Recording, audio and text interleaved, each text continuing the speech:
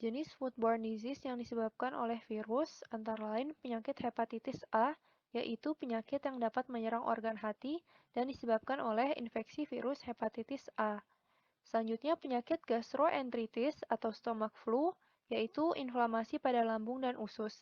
Pada umumnya disebabkan oleh infeksi virus norovirus.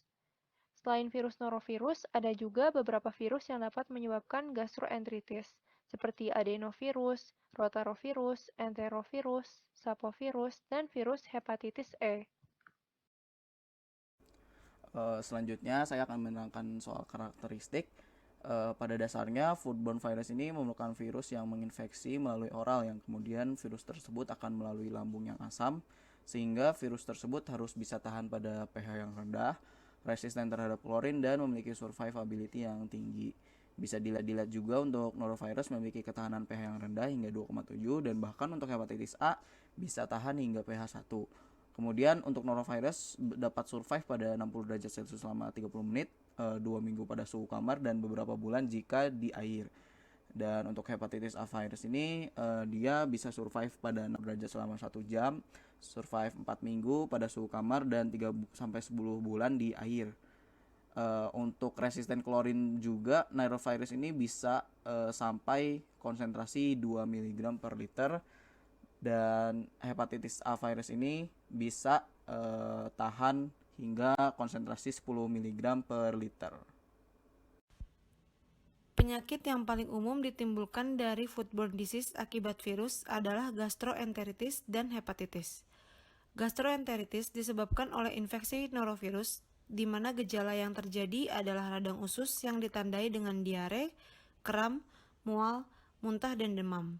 1 dari 5 penyebab gastroenteritis adalah norovirus. Hepatitis disebabkan oleh infeksi virus hepatitis A, di mana gejala yang terjadi adalah demam, sakit kepala, mual dan muntah, diare, sakit perut, dan penyakit kuning. Waktu sembuh dari infeksi virus penyebab foodborne disease bervariasi dari 1 hari sampai berbulan-bulan. Umumnya, hanya diperlukan waktu 1 hari untuk sembuh dari foodborne disease akibat norovirus, sedangkan membutuhkan waktu berbulan-bulan untuk sembuh dari foodborne disease akibat hepatitis A.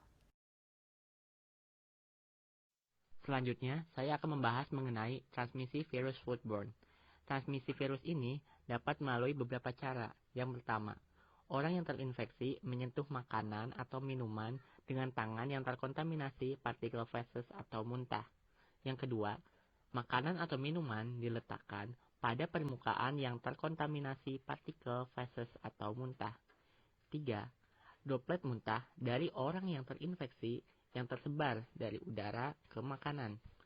Keempat, makanan yang ditumbuhkan atau dipanen dengan air yang terkontaminasi, seperti tiram yang dipanen dengan air kontam, ataupun buah dan sayur yang diirigasi dengan air yang kontam. Dan yang terakhir, untuk virus tertentu seperti virus hepatitis A, bahkan bisa masih infeksius setelah dimasak. Virus foodborne disease masuk ke dalam tubuh melalui mulut, kemudian masuk ke dalam saluran pencernaan. Ada virus yang menginfeksi epitel saluran pencernaan seperti norovirus, dan ada juga yang masuk ke dalam darah dan menginfeksi organ seperti virus hepatitis A yang menginfeksi organ hati. Waktu munculnya gejala bervariasi dari 24 jam sampai 7 minggu sejak infeksi.